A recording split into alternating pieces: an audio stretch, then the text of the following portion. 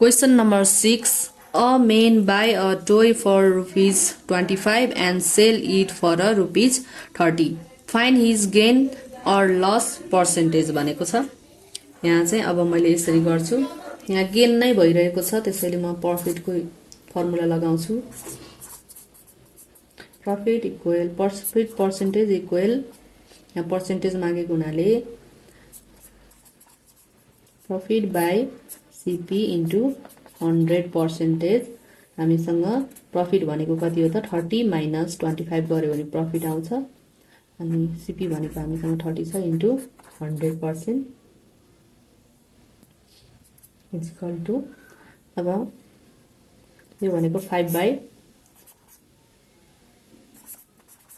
25 हो। सीपी भनेको cost price भनेको 25 छ इन्टु 100 हैन, यसले यो भनेको कति हो त 20% हो। The right answer is 20%।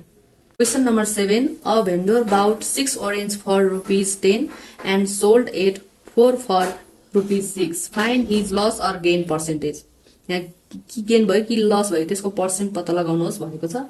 अब म एलसीएम लिन्छु पहिला।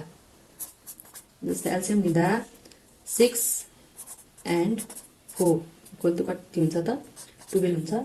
हामीसँग first price is equal to rupees 10 by 6 into 12 हुन्छ। यो भनेको कति हुन्छ त 20 हुन्छ। अब हामीसँग सेलिङ प्राइस भनेको कति हो त्यो निकाल्नु पर्छ। सेलिङ प्राइस भनेको चाहिँ रुपीज 6 by 4 into 12, यो भनेको 18 हुन्छ। अब हामीलाई लस भइसक्यो, किन भन्दा कस्ट प्राइस भन्दा सेलिङ प्राइस हाम्रो बढी आएको छ, कम आएको छ। कस्ट प्राइस भन्दा सेलिङ प्राइस कम आयो भने चाहिँ हाम्रो लस हुन्छ। Loss percentage equal 2 by 20 into 100%। यो गर्दाखेरि 10 इक्वल 10% कति भयो त लस भयो, त्यसैले the right answer is 10% loss. Question number 8. A student buys a pen for rupees 90 and sell for it rupees 100. Find his gain. उसको गेन पत्ता लगाउने, प्रॉफिट पत्ता लगाउने भनेको छ। Gain equal selling price minus cost price हुन्छ जहिले पनि। हामीसँग सेलिङ प्राइस कति थियो 100, कस्ट प्राइस कति थियो 90, त्यसैले यसको गेन भनेको कति हुने भयो 10। The right answer is 10। Question number 9. Rekha bought a sari for rupees 1240 and sold it for rupees 1147. Find her loss. उसको लस कति भयो पत्ता लगाऊ भनेको छ। त्यसैले म डाइरेक्ट माथिको फर्मुला अनुसार लसको फर्मुला लगाउँछु। Loss equal cost price minus selling price. हामीसँग कस्ट प्राइस कति थियो 1240 माइनस सेलिङ प्राइस कति थियो 1147, अनि यसको अब यसबाट यो हामीले सबट्र्याक्ट गर्दा कति आउँछ त 93। The right answer is 93। Question number 10.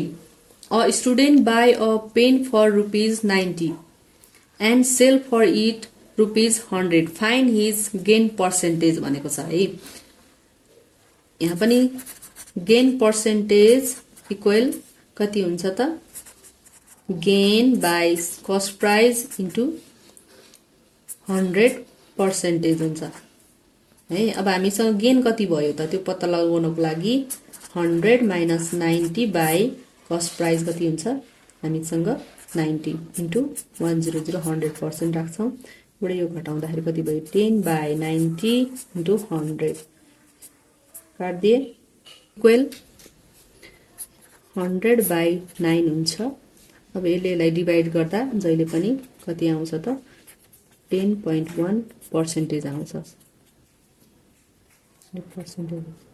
The right answer is this.